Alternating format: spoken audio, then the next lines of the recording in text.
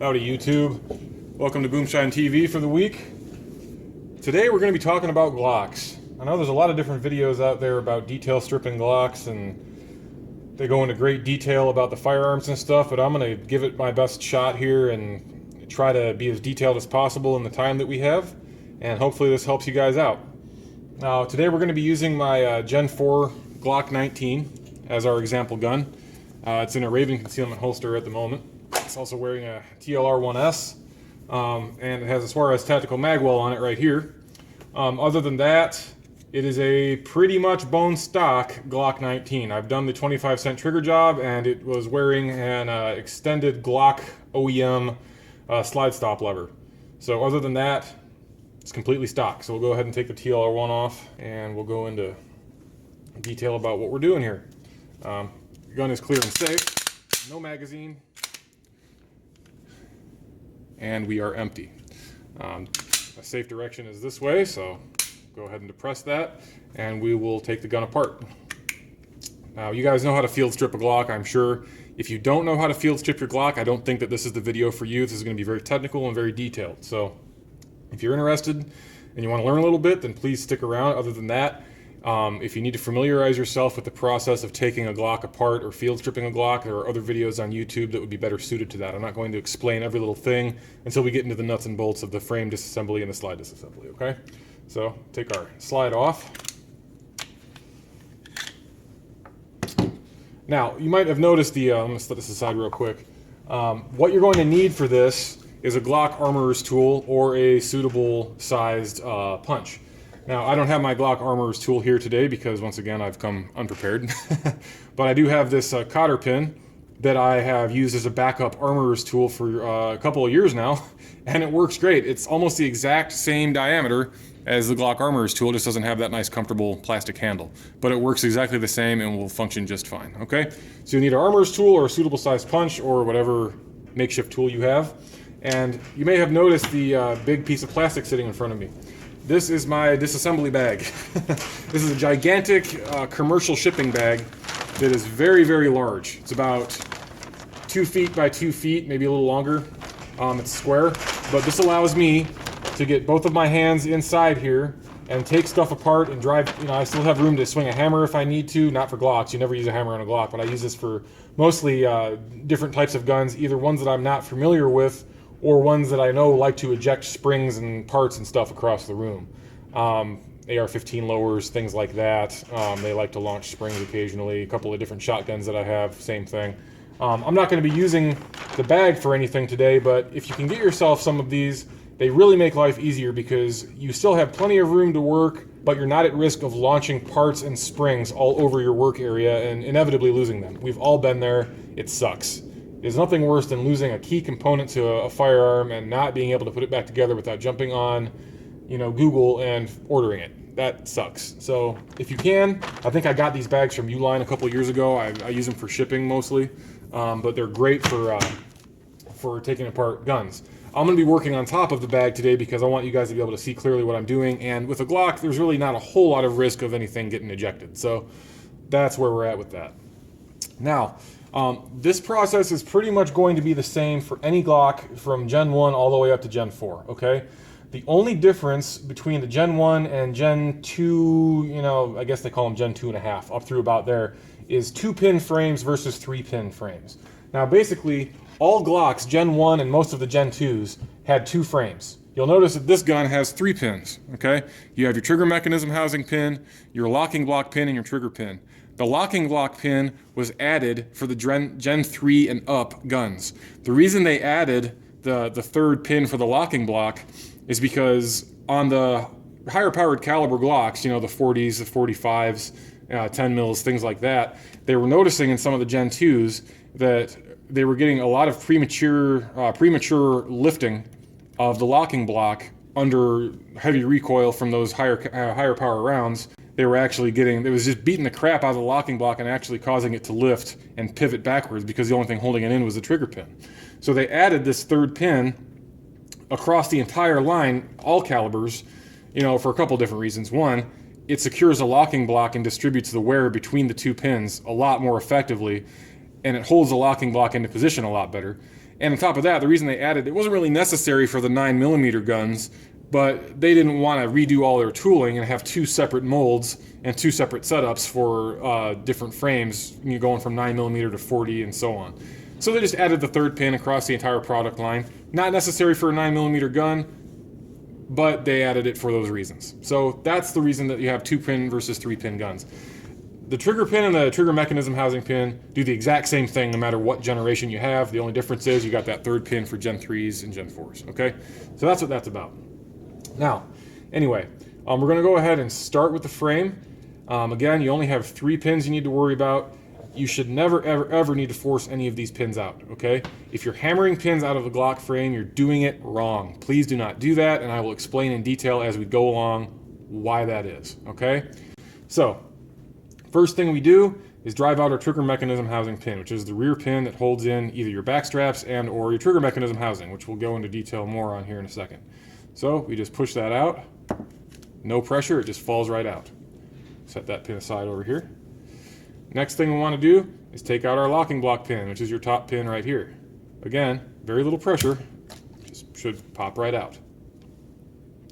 Now, all of these pins are two-way pins. That means that they don't need to go in a certain way. They're not tapered.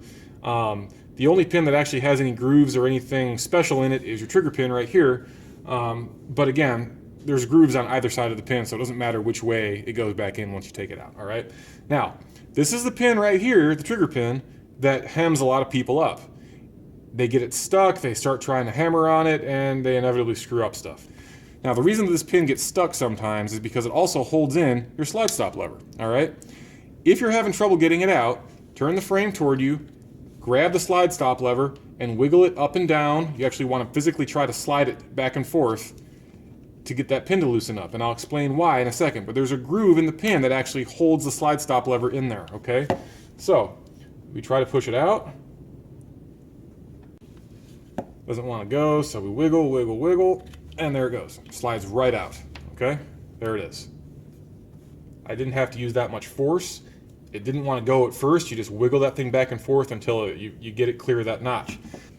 At this point, once you get the trigger pin out, your slide stop lever is free. It'll come right out, okay? Now, the reason that it gets stuck is because the slide stop lever is actually held in by the trigger pin, and it locks down into this groove on the pin, okay? If you can see this, by wiggling the pin back or wiggling the slide stop lever back and forth, it allows that to kind of free itself from that groove and allows the pin to slide out.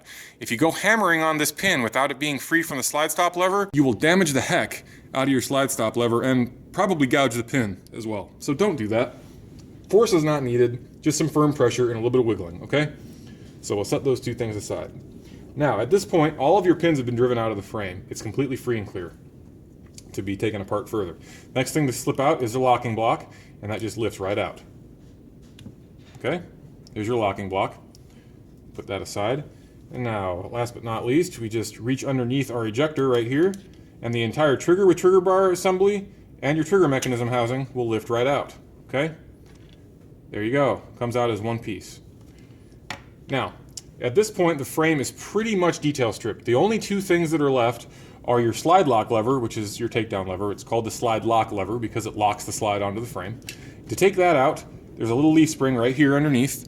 You just depress that leaf spring and the slide lock lever will slide out from either side, okay? Not necessary for our purposes today, but that's how you take it out should you want to. Now, the last thing is your magazine release. I don't know if you can see that, if my lighting's good enough, probably not. But if you look down in there, there is your your magazine release, okay? You see the spring down there. Now, the only thing you need to do to get that spring out is reach in there with a hook or a dental pick or something and slide it to the side, this way. Slide it to the right, and there's a little groove that you'll see when you look down in there. Pull it to the right and back, and it will pop out behind the magazine release, and at that point, you can slide the magazine release out toward you, to the left side of the frame, okay? If you want to reverse it, that's how you do it. You just take it out and put it back in the other side and reinsert the spring the opposite way. Or to put it back in, you just reinsert the spring the way it came out, all right? Again, not necessary for our purposes right now, but that's how you do it if you want to, all right? So at this point, you can consider the frame completely stripped. Now we'll move on to the trigger mechanism housing, which is this guy right here, your nice triangular shaped doodad. This holds your trigger with trigger bar assembly, your connector, and your ejector.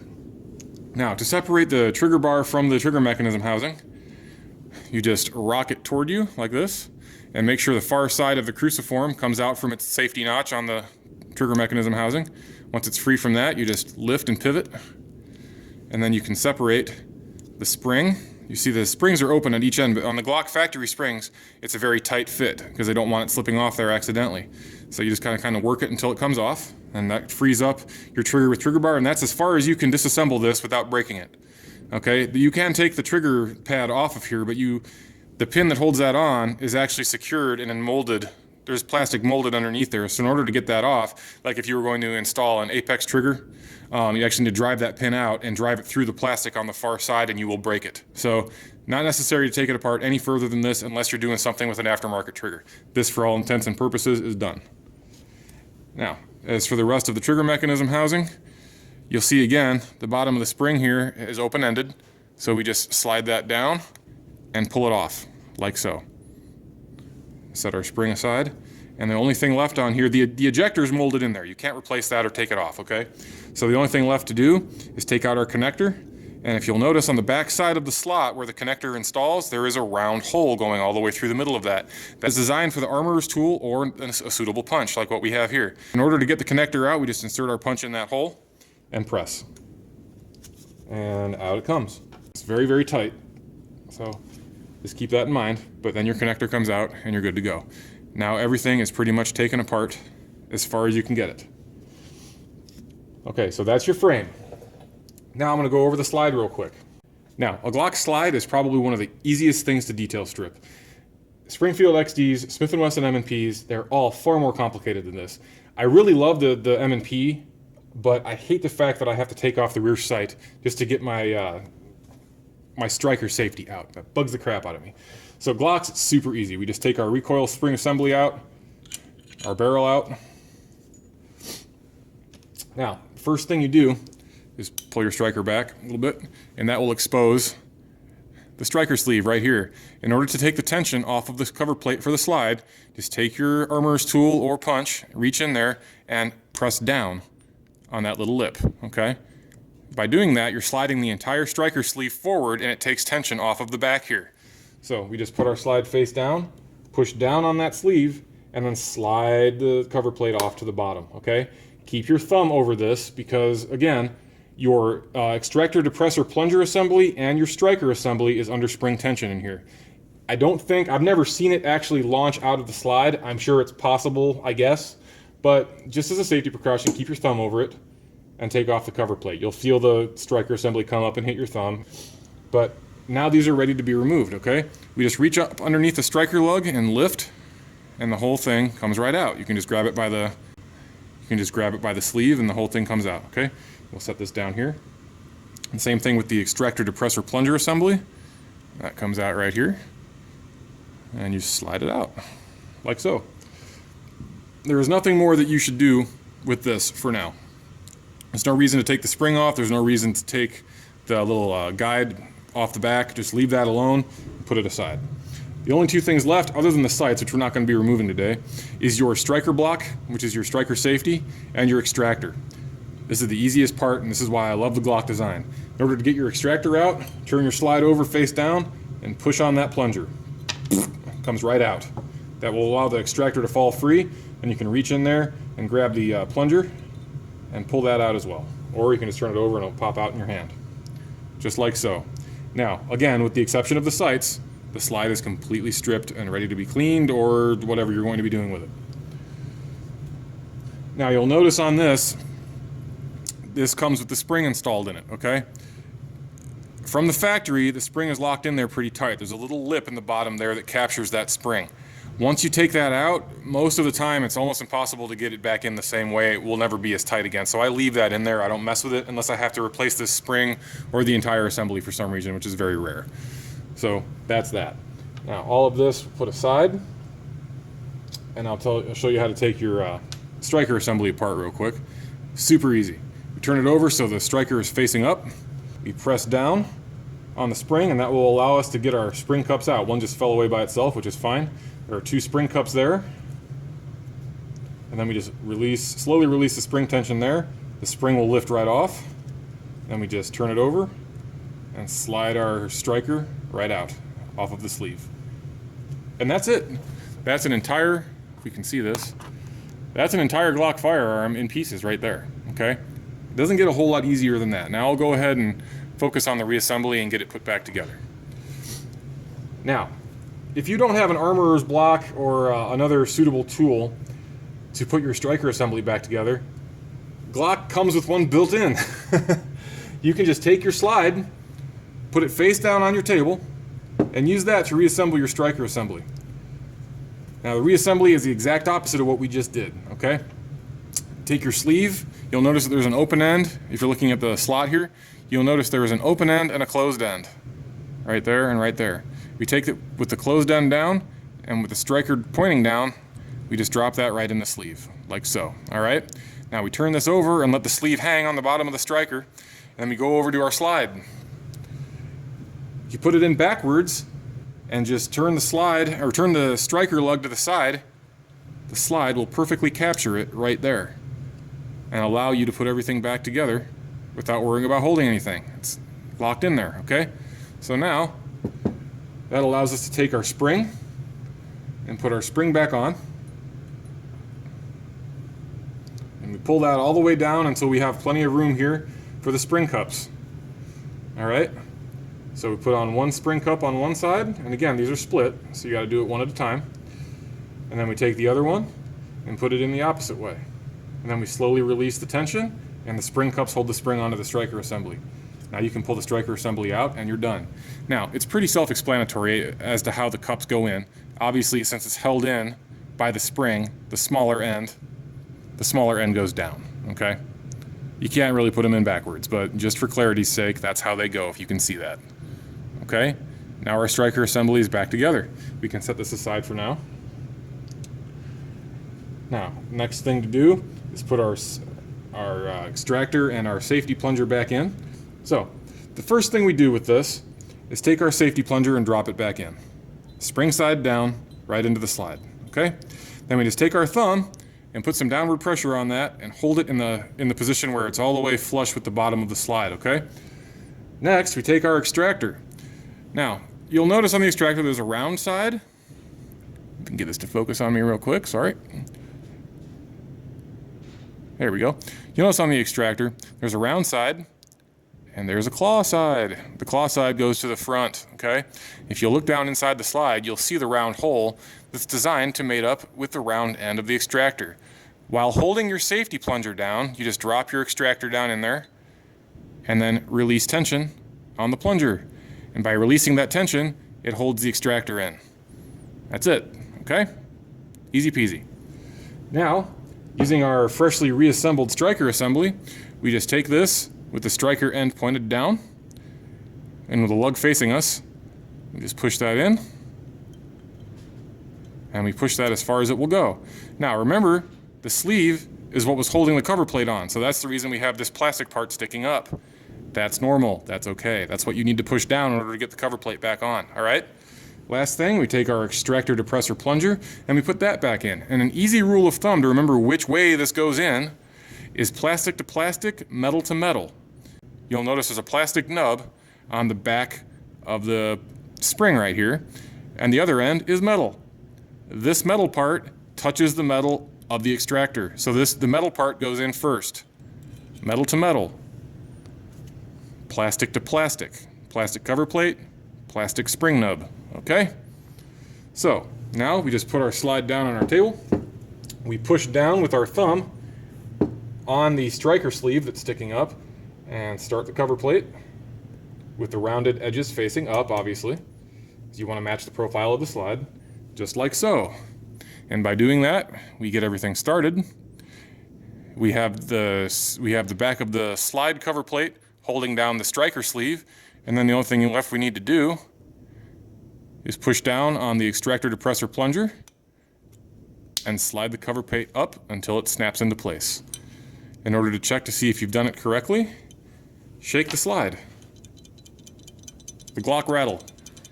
Normally people don't like to hear rattling stuff, but in this case, that rattle means that the striker was installed correctly. Slide is done. Just drop your barrel and your recoil spring assembly back in, and you're good to go. All right. Now the frame. We're going to do the exact opposite of what we did once again. Start with our trigger mechanism housing, which is completely stripped at this point. We just take our connector and put it back in. Now you'll notice in the trigger mechanism housing there is a cutout there for the connector. You can see that right here. It's the cutout for the connector. So we just take our connector, put it, the bottom part, the backwards L, that bottom part goes into that cutout that we just pressed it out of. Just push in, and again this is very tight because it's a newer gun and has not been fiddled with much, which is good because it's my carry gun. And we press it all the way in as far as it will go. You'll notice when you put this back together, come on camera, there we go, that the connector sticks out of here at an angle. It is supposed to be that way. Please do not attempt to bend your connector or tweak it or do anything else to it. This outward tension is what puts pressure on this part here. This little nub that sticks out, that actually is pressed on by this hump in the slide, okay? That allows your trigger to reset once the slide goes all the way forward and reaches battery. That's what puts the spring tension on the connector to allow it to reset. That angle is very important. Don't mess with it, all right? Now, with the trigger spring, it's easy for people to get screwed up on how this goes in properly. An easy trick to remember how it's supposed to go is make the spring look like an S, okay? Like so. Open end to the top right, open end to the bottom left. That looks like a, well, kind of a janky S, but an S nevertheless, all right? So, we will first start by reinstalling the bottom hook on our trigger mechanism housing. Coming from the inside, we just push down to get it around that gap, which again, this is tight because this is a factory spring. Just push down and we pivot it until it's on there, okay? And it's tight, you'll know when it's on there properly. Next, taking our trigger bar, you'll see the bottom hole in the hook here at the bottom. That corresponds with the top hook on the spring. You just press it on there until it goes into place. Sorry, I'm trying to do this on the camera, it's a little bit difficult. There we go, like so, and then we just hook it on there, like that. And if you have it done correctly, holding it up like that, it should still look like an S. Your opening on the springs should be at the top right and the bottom left. All right, I know it's kind of blurry because my camera's not cooperating, so I apologize. But there it is, okay? Now, to reinstall this completely, we just bend it forward the same way we took it apart and pivot it toward you. Pivot this out toward you. And then we just rotate it back in with the far side of the cruciform inside the notch on the back side of the trigger mechanism housing. This is actually your drop safety, so it's very important this is aligned properly. And there it is. So, at this point, we can just drop everything right back into the frame. Put your trigger in the slot up here for the trigger and press the trigger mechanism housing all the way into the frame until it's flush. All the way down, like so, okay? Now, the next thing we do is take our locking block and we reinstall that with the tabs to the rear. That is just surround the trigger and you just press down and it slides right in, okay? Now, the next thing we do is very important. The very first pin you want to put back in is your locking block pin, which is this guy right here. The longer pin with the ends that are larger on either side. And the reason we do that is because, again, I'm doing this with my hand, so it doesn't require a whole lot of pressure. The reason that we install the locking block pin first is because the locking block pin is the one that is responsible for exerting downward pressure on this part of the spring right here, okay, for your slide stop lever. So we will install that next, and as you can see, as I put this in, that spring compresses. See? It's riding up against the pin, and the spring will compress as it goes in there. Now, the reason that it's important to put that pin in first is because since this spring actually rides up against this pin, if you put the trigger pin in first with the slide stop lever, that spring is going to be resting up against the locking block. And then when you try to put the locking block pin in, it's going to strike that spring and either damage it or gouge the pin or worse, all right? So make sure you put the locking block pin in first before you install your slide stop lever. Next, we can install our trigger pin, again, from right to left, and I'm just pushing this in with my hand. And there it is, it locks right in place. It self-centers, you can feel it when it locks itself onto the pin. It'll click, all right? Last but not least, we take our trigger mechanism housing pin and we feed that back in. And again, I'm using my hands. I don't even need the tool for this half the time. And we're done. Everything's put back together. We just reinstall our slide at this point. And there it is. Function check. Make sure our safety is working. I'm depressing on the sides of the trigger and not the trigger safety. Good there. Everything is function checked. There it is. That's how to detail strip a Glock. Very, very simple process. Just make sure that if you're going to make any modifications to your gun, you know what the ramifications are for those mods. Understand how your safeties work. Understand how all the mechanics work before you go changing anything. All right? But that's how to detail strip a Glock. Thank you guys for watching. If you have any questions, please leave it in the comments or shoot me a message on YouTube here. As always, I would really appreciate it if you would like and subscribe to the channel. Helps my channel grow, helps me get more views, and helps me know and understand what you guys want to see on this channel. So again, thank you guys for watching. It's Boomshine TV. We'll see you next time. Have a safe weekend. See ya.